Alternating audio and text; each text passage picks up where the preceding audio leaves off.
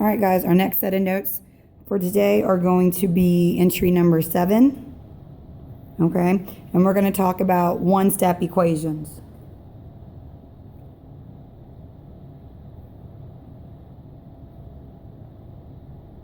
So write that into your table of contents, one-step equations. Go into your next entry in your notes right after our distributive property in your next blank front page, and write in one-step equations. Now this is where we're going to solve for whatever variable we're given. Okay, one-step equations, EQUATIONS, and the date is going to be 9/10/15. All right, and again, I'm going to use my notes that I have here to take these. Okay, they're also available on the website. If you notice in the notes, okay, there's 4 different sets to do an example for each one. So we're going to focus on one square first, okay, and then we'll worry about the next one, the other 3, one at a time. So right now this is a one-step addition problem, and it says x plus 4 equals 3. Now when you're solving for a variable, your whole goal is to get your variable, whether it be x, y, m, k, whatever letter it is, by itself. So to get x by itself, you must get rid of the number 4. Now that could be any number for that matter, but we want to get rid, in this situation, we want to get rid of the 4. Okay? The 4 is being added to x, so to get rid of the 4, you must do the inverse, which means the opposite of what is already being done. So the opposite of addition is subtraction. The opposite of subtraction would be addition, multiplication, division, division, multiplication. Okay? So inverse of addition, like I just said, is subtraction. So we're going to write subtraction. Okay? So if you look here, we have it rewritten, x plus 4 equals 3. Now the line going straight down right here is just telling you to draw a line down to separate the x plus 4 from the 3. And so just draw a straight line down and put your equal sign. All right? And then over here, you're going to bring your x straight down to where the equal is. So if our inverse of addition is subtraction, we're going to want to get rid of this 4. So in order to get rid of this 4, we need to subtract it. So we're going to want to write minus 4. Now the most important thing is whatever you do to one side of the equal sign, you have to do to the other. Okay? So if I'm taking away 4 here, I've also got to take away 4 here. So 4 minus 4, those are going to cancel each other out. I don't draw a big old scribble, I just draw a line straight through. And then I've got 3 minus 4. Well, 3 minus 4 is going to give us a -1. Okay? And that's it. But you're not done, because what I like about equations, and I've always liked it, is you can always check yourself to see if you got the problem right. All right? And you're thinking, how do I do that? Well, you're going to do that through plugging in for x. So right now we solved for x and we got -1. So where we have x in our problem, we're going to plug in -1. So on every question that you do with an equation, you're going to want to check it when you're solving for a variable. Plug in and check. That way you know for sure you got the problem right. You got the answer right. These are like those guaranteed questions that you can check yourself on. So I have x plus 4 equals 3. This is how I like to check mine. I just put a little check mark and then underneath. So we said that x equals -1. I'm going to box that so we know. Okay? And where x is, I'm going to put -1 plus 4 equals 3. So based on our notes that we have that I gave y'all, right here, let's focus on the -1 plus 4, okay? The signs are different, so we think difference and we subtract. And I got 4 minus 1, which is 3.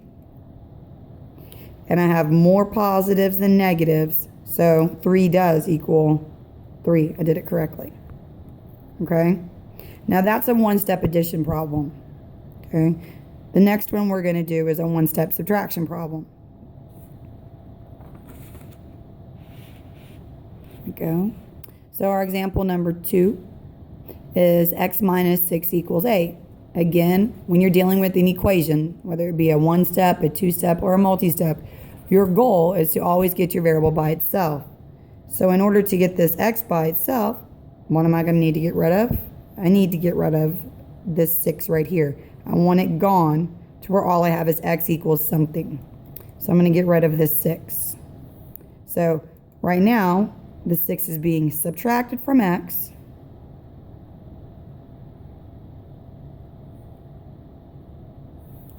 So in order to get rid of the 6, you got to do the inverse. And we just talked about the inverse.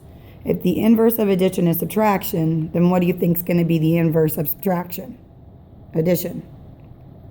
So the inverse operation is going to be addition. Okay? And they did the same thing. They brought the x down here and a straight line down at the equal signs to separate it all. Separate the x minus 6 from the 8. So I'm subtracting 6. So what I want to do next is to do the inverse of that, to zero it out. It's called zeroing out. So to zero out minus 6, I'm going to add 6. And I'm going to draw a line out because that's zeroed it out, because negative 6 plus 6 equals 0. Any number added to its opposite is always going to zero out. Negative 5 plus 5. Negative 2 plus 2. Or 2 plus negative 2. Okay? Any opposite or any number added to its opposite's always going to zero out. So if I added 6 here, I need to add 6 here also. So 8 plus 6 equals 14. And remember to box in your answers to make it easy to locate. And then, of course, we're going to check it. Okay? So where x is, I'm now going to plug in my 14. 14 minus 6 is 8. So we did do that correctly. Oh, excuse me.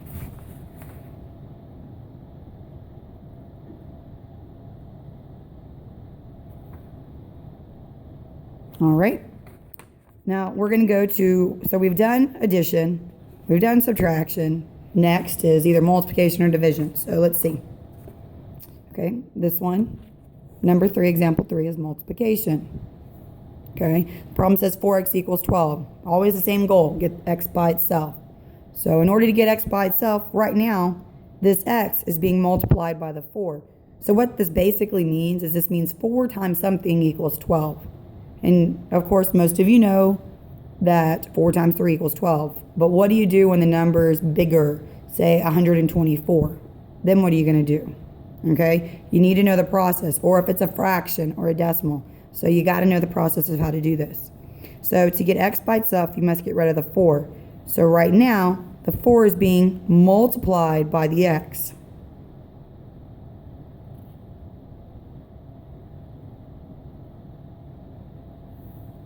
So to get rid of the 4 that we're multiplying, we're going to do the inverse of it, which would be division.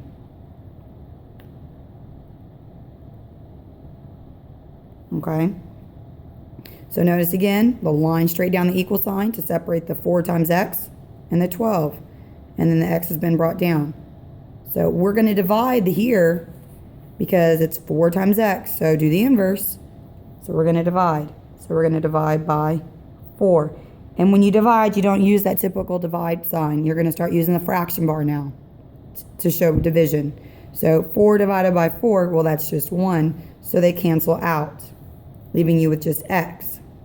Now, if I divide this side by 4, then I got to do the same thing to this side. So then 12 divided by 4, which we know is 3. And box in our answers. Okay, put a check, and let's check it. So we're going to plug in for x now 3. So 4 parentheses times 3 equals 12. And 4 times 3 is 12. So we did do that correctly.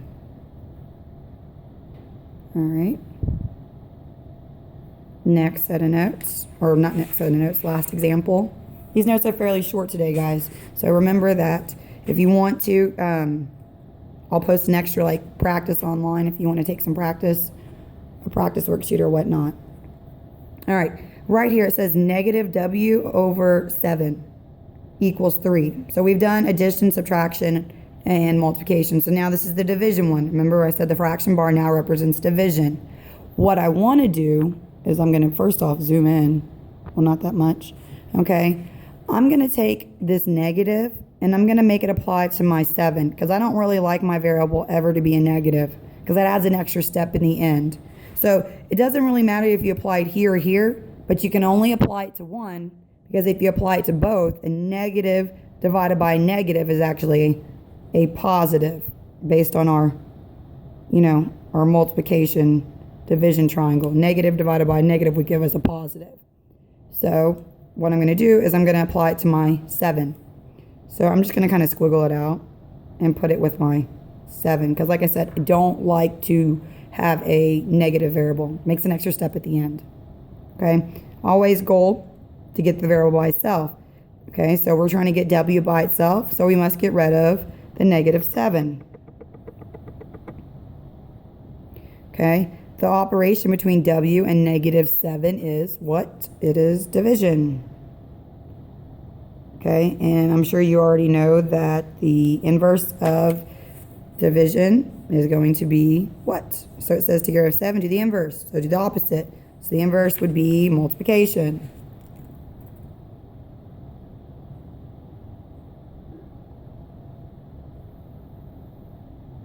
Okay. All right, so we're over here, and I'm going to go on and squiggle that out and put it down here with my 7, and the same thing here. Because like I said, I don't want my negative W, because then it adds an extra step at the very end. So, it's my squiggly mark to mark it out, which is one of the many reasons why you don't want to write in pen. So I've got W divided by negative 7 equals 3. So we're dividing, so to get rid of, we need to do the opposite of division, which would be to multiply. Now, because this 7 is a negative, I want to multiply by a negative 7. Okay? Whatever sign you have, you need to make sure that you apply that when you do the inverse. So negative 7, okay? I would multiply times the negative 7. So when you're doing this, it kind of looks like a fraction, right? You could put an imaginary 1 on top. Right now, these are going to zero out, leaving us with the W. All right? So if I multiply this times negative 7, I get 3 times negative 7, which gives us a negative 21. All right, and we're going to box that. And then I'm going to show you how to check it. Okay, so we're going to check it. And we're going to put negative 21 in place of W divided by negative 7. And we just said that a negative divided by a negative equals a positive. So 21 divided by 7 is 3. So we've done that correctly. I kind of went quickly through here about what that meant. So I'm going to show you real quickly. It's like multiplying a fraction. Excuse me, I just moved the cart, so if the screen went blurry, that was why. So I'm going to flip the page real quick. So it was W over negative 7, right? And then over here, it had us multiplying it times 7, or negative 7, excuse me, that's what we put in. Well, if this is a fraction and it's negative 7, you're going to put it over 1, okay? And when you talked about dealing with fractions, and I believe it was 7th grade, and you learned how to multiply fractions, you learned that you're able to cross-simplify.